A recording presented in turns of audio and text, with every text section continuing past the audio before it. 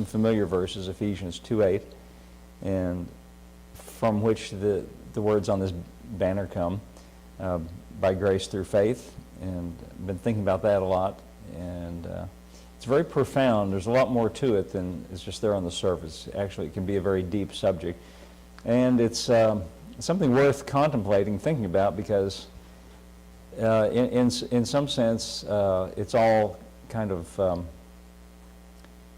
it's not all concrete. It's all invisible. We're talking about, when we talk about God, you know, we don't see Him, we don't perceive Him with our physical senses, yet we interact with Him, we have a relationship with Him. And these words in this passage from the Apostle Paul, and I think it's important to always bear in mind that the Apostle Paul is an authoritative writer. He's authoritative because he had a remarkable experience, and it was Jesus' doing. It wasn't Paul's doing. Jesus interrupted his life. It's always important to keep that in mind about this man, Paul, that he was not one of the disciples. He was not a Christian to begin with. He was a persecutor of the church. And Jesus just intervened in his life, just sovereignly interrupted his life on the road to Damascus. And Paul saw and heard things that most of us don't ever see and hear. And he tells us in his explanation of what happened to him. It's in the book of Acts. It's told 3 different times, once by the narrator, twice by Paul. He tells it in his epistles to the Galatians and elsewhere, that the message that he's conveying and that he's writing about in these letters, he didn't get it from men. Speaking of what we were talking about before, he didn't get it from man. It came straight from Jesus. He says, what I'm preaching came by direct revelation from Jesus Christ. And, you know, on the one hand, we kind of think in the back of our minds, well, yeah, I'd like to have an experience like that too. But evidently that's not the norm. Everybody doesn't have an experience like Paul. I've heard some people say, well, when I have an experience like that, then I'll believe. Well, you know, you're going to wait your whole life. Most people don't have that kind of experience. That is outside of the norm. And evidently it was part of the plan, part of Jesus' plan. Evidently that was his will, that was his plan, to use this man, Paul, to convey not just to the churches that he wrote to, but to all of us, the message of the gospel. And I tend to think, and I don't see anything that contradicts this, I don't think Paul had any idea that we would be sitting here 2,000 years later reading the letters that he wrote. I think when he wrote to the Ephesians, he had in mind the Ephesians and maybe whoever in their circle of acquaintance, that they, you know, it was the common practice in those days to take these letters and share them amongst the churches. I'm sure he had in mind that they might circulate among Christians, and he wanted it to. He wanted his message to be known because he had some things to say. And the reason it's important, and the reason he felt that it was important, was because he is explaining some things that we ordinarily might not understand about this invisible and non-physical, not concrete relationship we have with God. And he uses these words. This is his explanation of the relationship we have with God in Ephesians chapter 2, verse 8. And here's how it goes. He says, for by grace are you saved through faith, and that not of yourselves. It is the gift of God, not of works, lest any man should boast.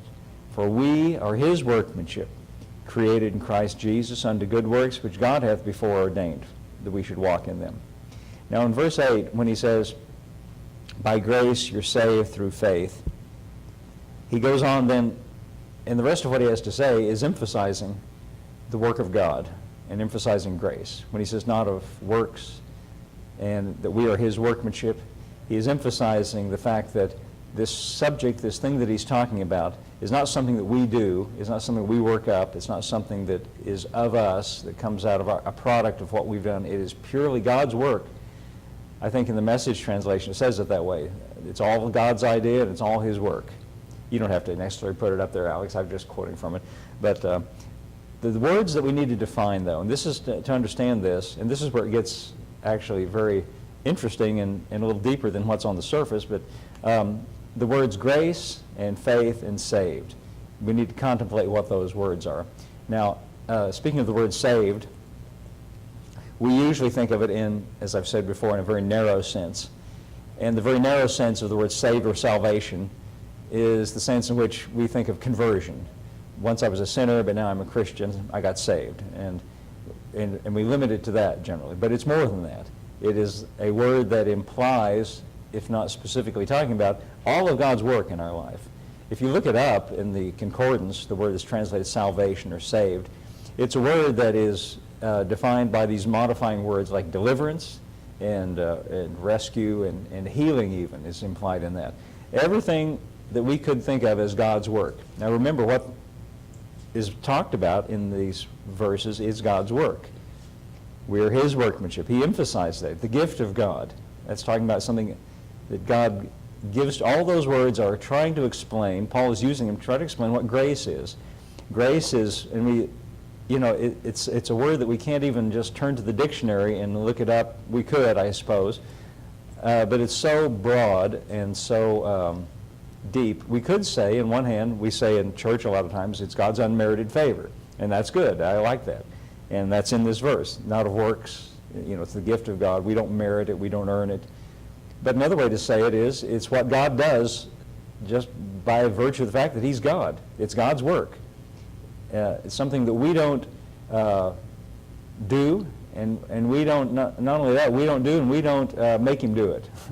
So I think sometimes some Christians think, if I could just push the right button or just say the right phrase or just do the right thing, I'll get God into gear and make Him move. Listen, first thing is, you don't need to get Him into gear. He's more motivated than we are. He's more motivated to do good in our lives than we are to have Him do good in our lives. That's how He is. That's just because He's good. Oh, David, come on in. You're just in time. Well, always just in time. It's good to see you. We're just talking about Ephesians chapter 2, verse 8. And anyway, these words, by grace you're saved through faith, that not of yourselves, it's the gift of God. Now, in these verses, Paul is emphasizing that this is God's work, that this is what He does, and this word saved is a word that doesn't just mean now I'm going to heaven, which is part of it, of course. In that narrow sense, which is true, we could think about the thief on the cross. That's a good example of that. The thief on the cross, you remember in the story of the crucifixion of Jesus, as it's told in Luke's gospel, Luke tells us that there were two criminals. The King James says malefactors. Now that's not a word I use in my everyday life. I never do say malefactors. I don't even read that in the newsgram when they're talking about malefactors were arrested today. I don't know if you read the stories in the newsgram about all the arrests and everything. It's very colorful detective language there. But you don't find that word malefactor. But anyway, these two criminals, I don't use the word malefactor, but they were criminals, that's what it means. They were guilty. These two guilty men, these two criminals, were crucified at the same time as Jesus. One on the left and one on the right, we're told. And one of them began to mock Him. Now, think about this. He's got the energy, while he's being crucified, hanging on the cross, being killed, he's got the energy to join in the taunting of Jesus. And he's mocking Him, and he says, well, if you're the Son of God, save yourself and us. If you're the Christ, save yourself and us. That's what the crowd was jeering. The Pharisees, they were mocking Him. The Roman soldiers, they were mocking Him. Everybody was mocking Him. So this thief on the cross joins in the mockery, and he's taunting Jesus. But the other one, on the other side, reprimands the one that was taunting Jesus, and he says, don't you fear God, seeing that we are in the same condemnation, and this man has done nothing wrong. And then he turns to Jesus. Now think about this. He turns to Jesus and he says, Lord, remember me when you come into your kingdom. Now it sounds to me like he believed he was who he said he was. And that is the only thing that this thief on the cross can be said to have done in respect to his salvation. What Jesus says to him is, today you'll be with me in paradise. Isn't that right? So, if you want to ask yourself the question, what does it take? What is necessary to be with Him in paradise? As we say, being saved or going to heaven, we could say, I think that's all basically talking about the same thing. Basically, that's what Jesus said. Today you're going to be with me in that place, in heaven. Well, what did this man have to show for it? You know, when I talk to most people about it, most people, church people even, well, especially church people, what they'll say is, because they hear this a lot, I hope I've done enough good things so I'll make it in. You know, that's how church people think sometimes. Because they hear that. You got to do good things as though going to heaven was a reward for good behavior. Well, a couple of things wrong with that. First of all, your behavior is never going to be good enough to merit something like that. Your behavior has to be perfect, as a matter of fact. Either that or you have to have a perfect Savior. Now, this man on the cross is a good example of these verses in Ephesians 2:8. Oh, by the way, I didn't mention this. It says, by grace you're saved through faith, that not of yourselves is the gift of God, not of works, lest any man should boast. All of this is talking about grace. It's all talking about God. It's all talking about His work. Paul devotes exactly one word to our part, and that word is faith.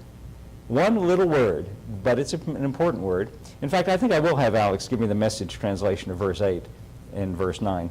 I want you to see something, what he says. I like the way Eugene H. Peterson is the translator of the Message translation. I like what he says. Saving is all His idea and all His work.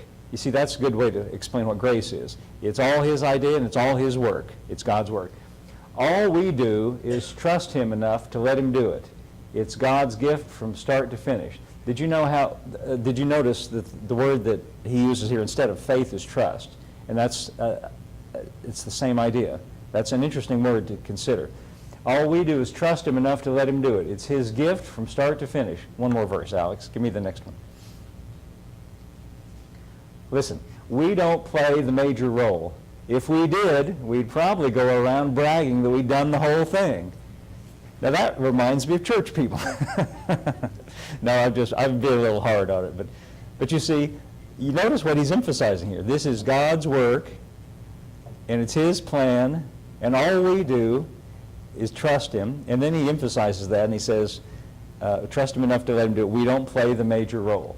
Now He plays that's what he's saying. He plays the major role. Now if you consider that this word, remember what we're dealing with, three words. By grace we are saved through faith. You can go back now to King James, Alex, in verse 8. The word saved, what I started to say is usually we think of it in a narrow sense, like the thief on the cross. Today you'll be with me in paradise. And in that sense, please notice that this man had nothing to boast about. I like to emphasize that.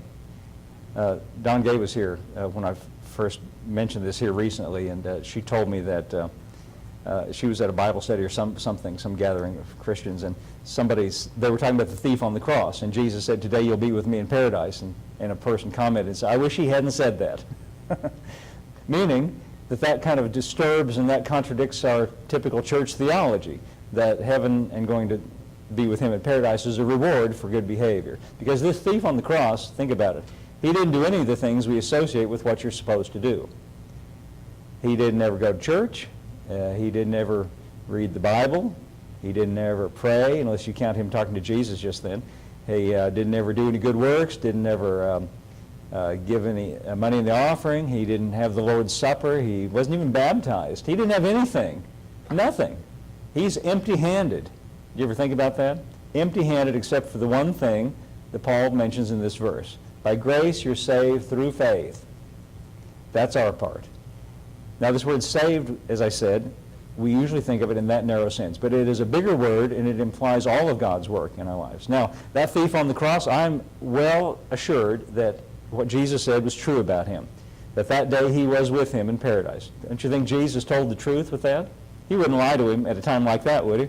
He wouldn't lie to him at any time. But think about this. Now just ponder this for a moment. When that man died, they took his body down from the cross and disposed of it somewhere. I'm not sure, it doesn't tell us in the Scripture what happened. His body didn't go anywhere. His body stayed here on the earth, but he, the man on the inside, was with Jesus in paradise. But the body was here. Now I emphasize that to say this to you, that we, as Christians, we're, in one sense, in the exact same situation as him, that we will be with Him in paradise for no other reason than that we believe in Him. And it's not because we've done enough good things. Notice what all these words he said. It's the gift of God, you know. It's His gift. Not of works, lest any man should boast. We can't boast about it. We can't say, oh, I've done enough good things. I've done all. Here's why. I've done X, Y, and Z. And if you want to be in that same place, well, you'll have to do X. No, it's not any of that. It's just purely trusting Him. But here's what we have to consider. Our bodies are still here too. And we're going on living. that word salvation does not just encompass that one experience of death and going to be with him in paradise. It also covers all the rest of our Christian life as Christians, all the rest of this experience that we're having. It's all by his grace. He's working. That's the point I want to make. He's at work. Now, Paul emphasizes this in verse 10. He says, we are his workmanship. Notice he doesn't even say, it's as though he's saying, if you want to think about work, it's not your work, it's his work. We, that means your life, you as a Christian, you as a person who's believing in him, trusting in him. We are his workmanship. It means he's the one who's at work. Now, he doesn't just mean in the act of conversion. He says, we are his workmanship, created in Christ Jesus for good works, which God hath before ordained that we should walk in them. He's talking about the work of God. Now, we've emphasized this in weeks past recently, what he said to the Philippians, he that began a good work will bring it to completion, and we've talked about that. But here's what I want to emphasize today. Back in verse 8. Sorry, Alex, I'm making you jump around. Alex, I'm going to give Alex a workout today, make him do a lot of work. This word faith, these words have to be defined. I talked about grace, I talked about salvation. It's a bigger word than just conversion. This word faith is a word that's a little bit hard to get a handle on what he means by that. We think some things sometimes that are like the word salvation too narrow or maybe out of focus. And because it's important and because it comes up a lot, we can see that it's important, and I think we make it into something sometimes other than it is. I think sometimes it's possible to make it into something that we do, like a work, like something that we work at. And I even heard it sort of explained that way or told that way. When you believe enough, then God will get into action. No, it's not that way at all. It's not a matter of quantity. It's not enough. It's not a matter of quantity. It's like a light switch. It's on or off. Here's the way I'd like to say it. You could say faith is merely a positive response to God's grace. Or, to say it another way, as the Message translation said, it's trust. It's placing your confidence in him. It's transferring your confidence from yourself to him. Now, sometimes, I've mentioned this before, and I wanted to read it to you right from the horse's mouth, so to speak. I mentioned a book that I have. In fact, I brought it up here to show it to you today. This book, this little blue book, is called Good News. It's by J.B. Phillips. Now, I am not a Greek scholar. You know, these texts are written in the Greek language. I can't read Greek. As we say, it's all Greek to me. I don't read, but I look it up. I want to understand. So I look in concordances. I look them up, those kind of things. This man, J.B. Phillips, is a Greek scholar. In fact, he made a translation of the New Testament out of the Greek language into modern English. It's a very good one called the Phillips Translation, and I recommend it. I like it. I think they're all good. They all have something good. But after he made that translation of the New Testament, he wrote this little book called Good News. And in this book, in the foreword, he tells you that he learned a lot as he was doing the translation. And he wanted to convey all these, what he thought were important thoughts that he gleaned from his study in order to make that translation. And this one I found about the word faith as he was studying it, what it means to believe or what it means to have faith. Let me read it to you, what he says here. In the biblical sense, in the sense that the words are used. He says, it means a revolution, a real revolution in a man's thinking. When he realizes that what he could never do has already been done. He need no longer try and put up a case for himself or try to justify himself before God. That would be hopeless anyway. All he has to do, according to the gospel of the New Testament, is to transfer his confidence from his own goodness and abilities to Christ, who is the Son of God and also the representative man. That is what the New Testament writers mean by faith. Now that's an interesting thought, isn't it? He says it's a transference of your confidence from yourself and your own goodness to Christ. Now, I think that's an interesting conception of faith, and I wanted to examine that. First of all, in the negative sense, in a person who didn't do that. In fact, you see, if you are trusting in yourself, then you're not trusting in him. And if you're trusting in yourself, you're trusting in your own goodness and your own righteousness. Jesus had something to say about that. And here's a passage that mentions this in Luke's Gospel, chapter 18. Now, as I said, this is a negative example of it, in which he's talking about a person who is trusting in themselves. Luke's Gospel, chapter 18, verse 9. Now, listen to these words. Now, in the light of what I just said, listen to what it says here. Luke chapter 18, verse 9. And he spoke this parable unto certain which trusted in themselves that they were righteous, and despised others. You see what he says here? He says he's speaking a parable about people who trusted in themselves that they were righteous. That's what it said, the very thing that Phillips was talking about, to transfer your confidence or your trust from yourself to Christ. And he says, now this story is about people who trust in themselves. That's what a parable is, a made-up story to make a moral point. These are not actual literal people. Jesus is making up a story to make this point, that this is what it's like to trust in yourself and despise others. He says in verse 10, 2 men went up to the temple to pray. The one was a Pharisee, the other a publican, not a Republican, publican. Tax collectors, what that means, publican. These were regarded as the most notorious sinners of the day. The reason was because they collaborated with the Romans, and they collected taxes for the Romans. And the Romans allowed them as their payment to extort as much as possible, as much as they could, as much as they wanted to. That was how they earned their money. So they took advantage of the fact that they were backed up by the arms and the might of Rome, and they extorted money more than was due for the taxes for themselves.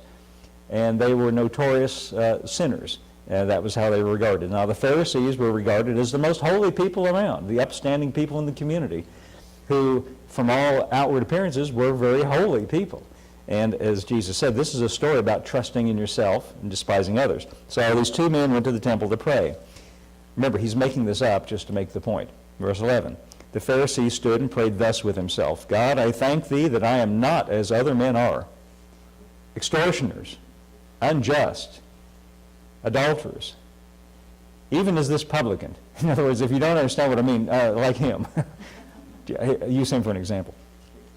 I fast twice in the week. I give tithes of all that I possess. He's boasting about his own, he's trusting in himself. That's what Jesus said this is about.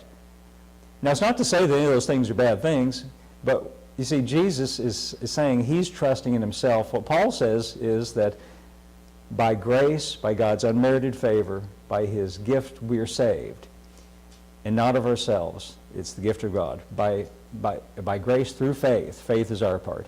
Now here's the other one, the contrast. He's making a big contrast here. Verse 13. The publican, standing afar off, would not lift up so much as his eyes unto heaven, but smote upon his breast, saying, God be merciful to me, a sinner. You see, he's not boasting about anything. He's coming empty-handed, trusting in, he's putting his confidence in God's mercy. You notice how he's placing his confidence not in himself, but in God's mercy. Jesus said, I tell you that this man, meaning the publican, this man went down to his house justified rather than the other. Justified means right with God, means in right, it means in right alignment with what's required. This man went to his house justified. That's, you know, I think it's hard to understand how offensive this would have sounded. Just like that person who said, I wish Jesus hadn't said to the thief on the cross, today you'll be with me in paradise. This blasts that most people's theology right out of the water, because what most people think is that being right with God is something having to do with me and my behavior. What he's saying here is, no, it's God and his work. And this man transferred his confidence from himself to God.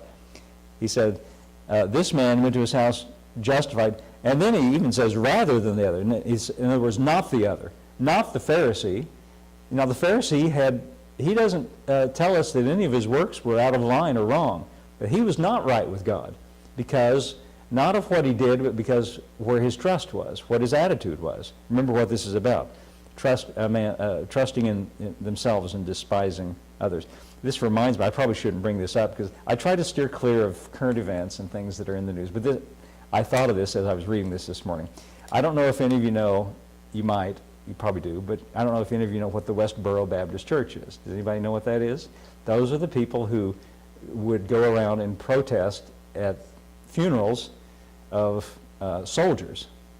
Now, it's a little bit hard to understand the chain of logic that leads you to protest at the funeral of a soldier, but as I understand it, what their thought process is that the soldiers, because they're fighting for the United States and killed in the line of action, they're protesting them because God hates the United States, because the United States, America, permits homosexuality, as I understand it. I don't know what they thought should be done to limit it, maybe take them out and stone them or something like in the Old Testament. I suppose that's what they thought.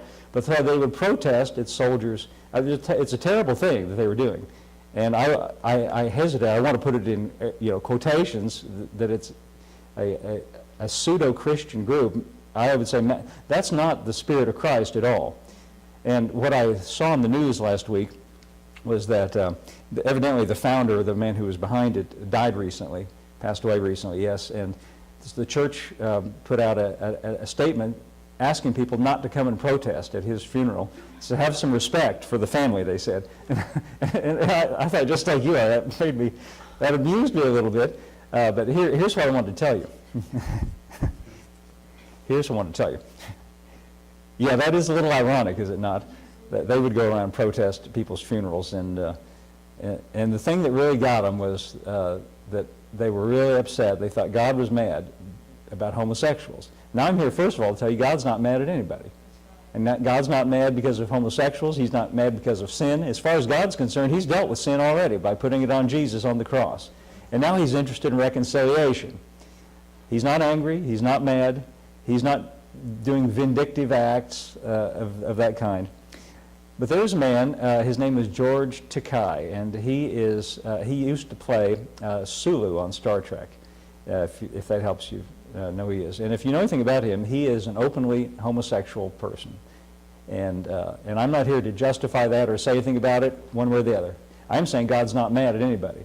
And anyway, when this man, the founder of the Westboro Baptist Church, who made his fame out of condemning homosexuals, when he died, George Takei on his Facebook page posted a very kind and conciliatory and thoughtful notice of it, that nobody should be rejoicing about this, nobody should be happy about this, and I just trust that he will now find out that God's not mad. It was very gentle, very kindly worded, and it reminded me of this story here, the person that religious people would regard as, look down on perhaps like they did. He was actually acting more Christ-like than this supposedly pastor of this supposedly Christian church. And that's all I'm going to say about current events. I leave those things out. But see, this issue that Jesus is talking about is still with us today, you see. Now, let's look at another passage and see if this holds true. Let's look at the broader sense of salvation being just all of God's work in our lives, or anyone's lives. And faith is transferring of our confidence from ourselves to him, placing our trust and our confidence in him. Not, well, okay, I won't say not. That's what it is. That's what I'm going to say that it is. Look in Matthew's Gospel, chapter 8, just for a moment. And let's just look at this in that light and see if we can see that.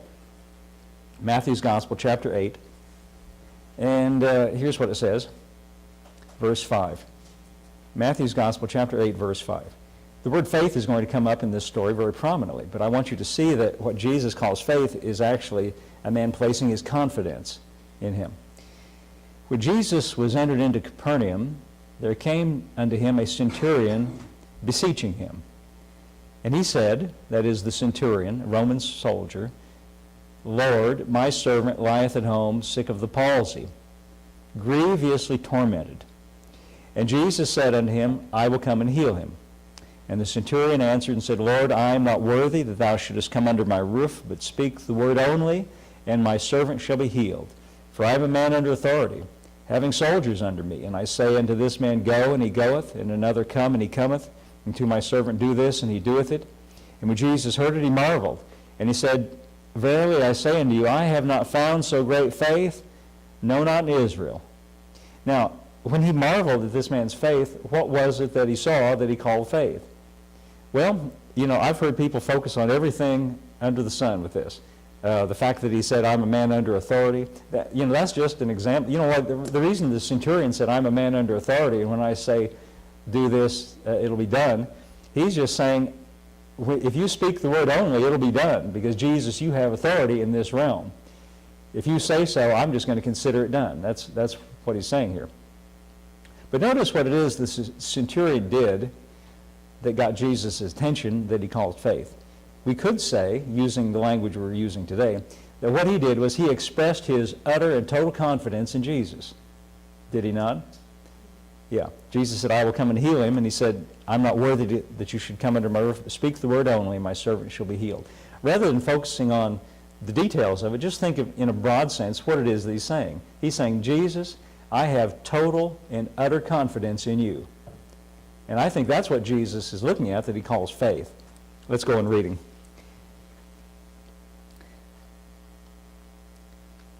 Where were we? Oh, yes.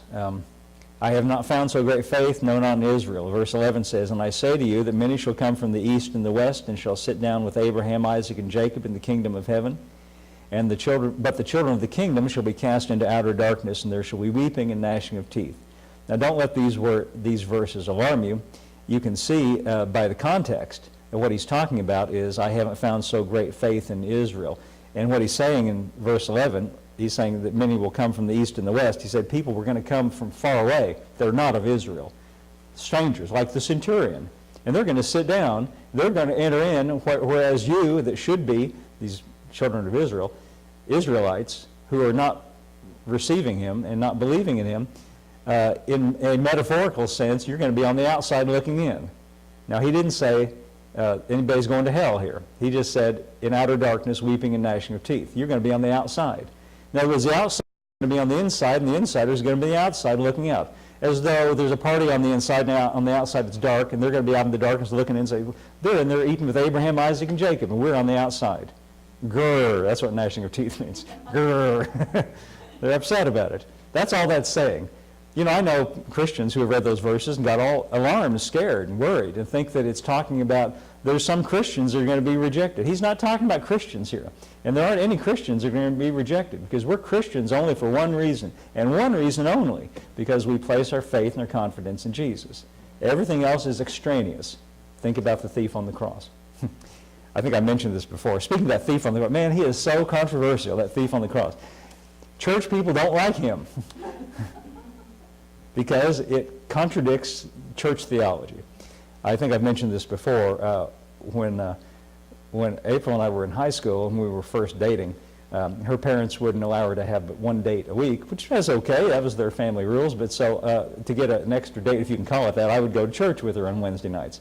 Now, she went to a church, I'm not going to mention the name, but she went to a church that was kind of strict, you know, and kind of, you know, hard-nosed, if you might want to say it that way.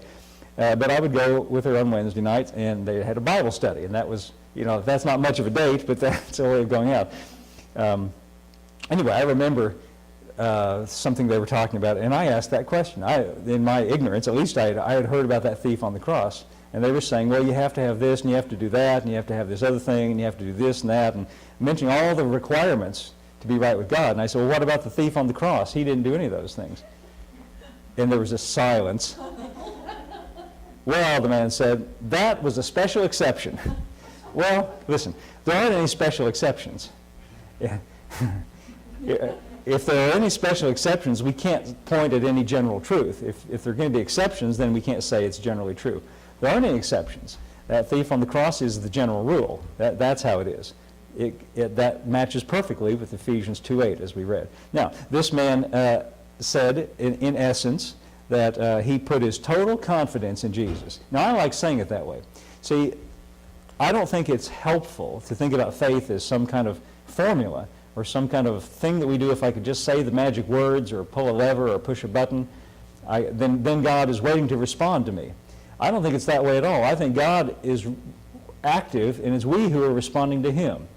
And I think all he's looking for, in any sense, whether we're talking about conversion or some need in our life like this man, he's not coming for conversion. He's got a real physical day-to-day life need. His servant is sick. And Jesus tells you, I'll come and heal him. That ought to tell you right away what his attitude is in situations like that. You got a problem? Okay, I'll come and fix it. That's what his attitude is. But notice what the man did. His faith was that he put his whole confidence in Jesus and says, Jesus, I can trust you completely. I'm paraphrasing that. And here's what Jesus said, summing it up. Verse 13.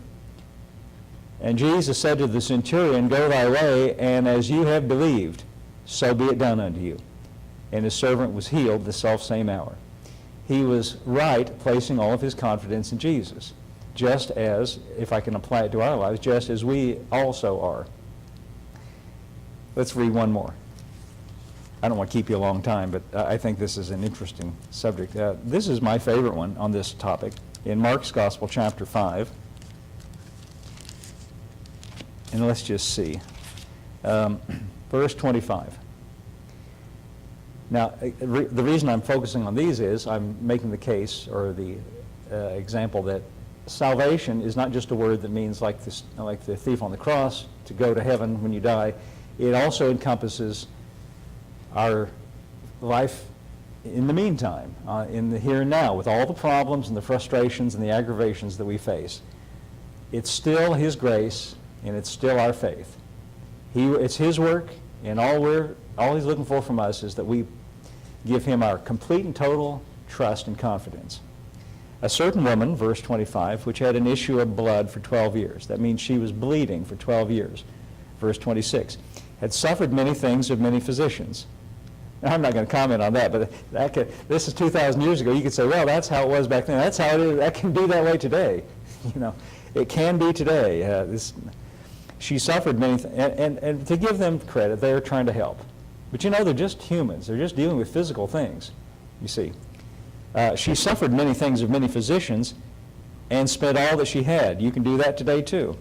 Probably easier today than then.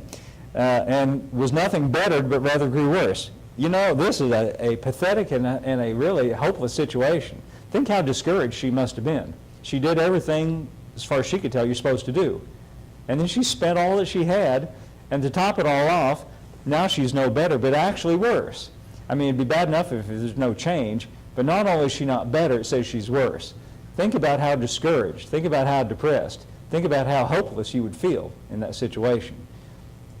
But, this is the good part, but, what I think is, even in the most hopeless and pathetic situation, Jesus knows how to fix things. At least that's what the message is here. Verse 27, when she heard of Jesus. Wonder what she heard. Wonder what she heard. Well, she might have heard that story about that centurion. There's stories like that. Maybe she heard that. Maybe she heard there's a man, he's not even a Jew. He's not even part of Israel. A Roman centurion, they're the enemy. This guy, a total outsider, the most unlikely recipient of something good from God, she might have heard that. This man came to Jesus, and as soon as he told him what was wrong, Jesus said, I'll come and fix it. Maybe that's what she heard. I kind of like to think that. In Luke's gospel, when Luke tells the story about this woman, the very story right before that is the story of the centurion. So that's, makes me think maybe that's what she heard. Anyway, we don't know what she heard, but she heard something good about Jesus, because when she heard of Jesus, she came in the press behind and touched his garment. That is to say, there's a big crowd, and they're all pressing on him. For she said, if I may touch but his clothes, I shall be whole.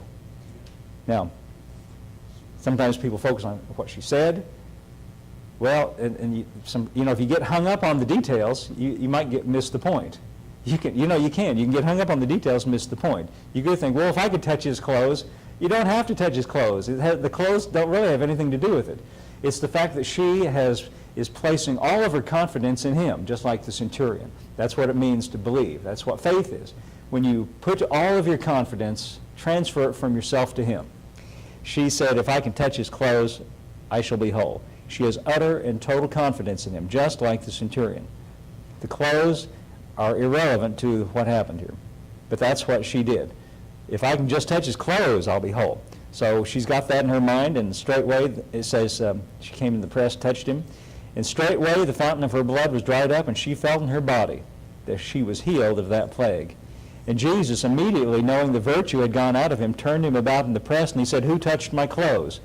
And the disciples said, "You see the multitude thronging you, and do you say, 'Who touched me?'"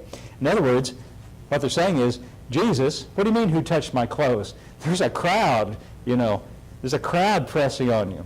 Everybody's touching your clothes." That's what they're saying. "What do you mean, who touched my clothes? Everybody's touching your clothes." They're all, I don't know, have you ever been in a crowd like that? Where, everybody's just mashed together? I have. Yeah. I've been to some rock concerts like that, where everybody's rushing to get in the door. There's a little narrow door, this big crowd, and everybody's. And my first impulse is put my hand on my wallet, make sure it's still there. That's just me, but anyway. I don't know why. Jesus said, "Who's touching my clothes?" And they said, "Everybody's touching your clothes." See, but here's the point. Don't you imagine that there were a lot of needs in that crowd? Get a crowd of people like that together, a lot of people probably had physical needs. But the thing of it is, the power that was in him did not flow out to anybody but this one woman. And the point I want to make is that he didn't even know who she was. Now, some people can't buy that and don't like that. Oh, he knew everything. No, I think while he was walking around on the earth, he was not omniscient. He didn't know everything. I don't think he's lying here. I think when he said, "Who touched my clothes," it says that he sensed that power had gone out of him, but I don't think he knew who touched him. What that tells me is that power was available to whoever would place their confidence in it, whoever would trust in it. Remember what he said to the centurion, "As you have believed, so be it done unto thee." Remember what Ephesians 2:8 said, "For by grace you're saved through faith." Faith is our part. It's our confidence in him. Grace is his part. The power to get the job done is on his side. It's his work. But what she did was the one thing necessary for us. She put her confidence in him. And Jesus could tell that power had gone out. He didn't know who did it. Somebody has touched me in faith. Somebody has touched me, and they have all the confidence in me, and that power flowed out to them. So he looked around to see her that had done this thing, and the woman, fearing and trembling, knowing what was done in her, came and fell down before him and told him all the truth. And he said to her, "Daughter, thy faith hath made thee whole. Go in peace and be whole of thy plague." Now we know from the story that the power flowed out of him and made her whole. Why did he say, "Your faith has made you whole"? Because on the human side of things, on the receiving end, that was the important element. Now think about, the reason I'm saying it this way and giving this definition that I read from J.B. Phillips is, think of it in the sense of placing all of our confidence in him. We can do the same thing. It doesn't have anything to do with anybody's clothes, being in the right place at the right time.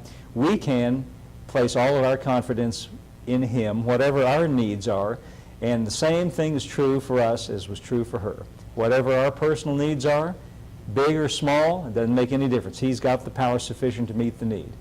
And all he's looking for from us is to place our confidence in him and keep it there, and just keep that renewed. All my trust is in you. All my confidence is in you. It's your work. You know how to work it out. And I kind of like thinking of it that way, because that takes all the pressure off me. I don't feel like I'm on a tightrope trying to make something happen.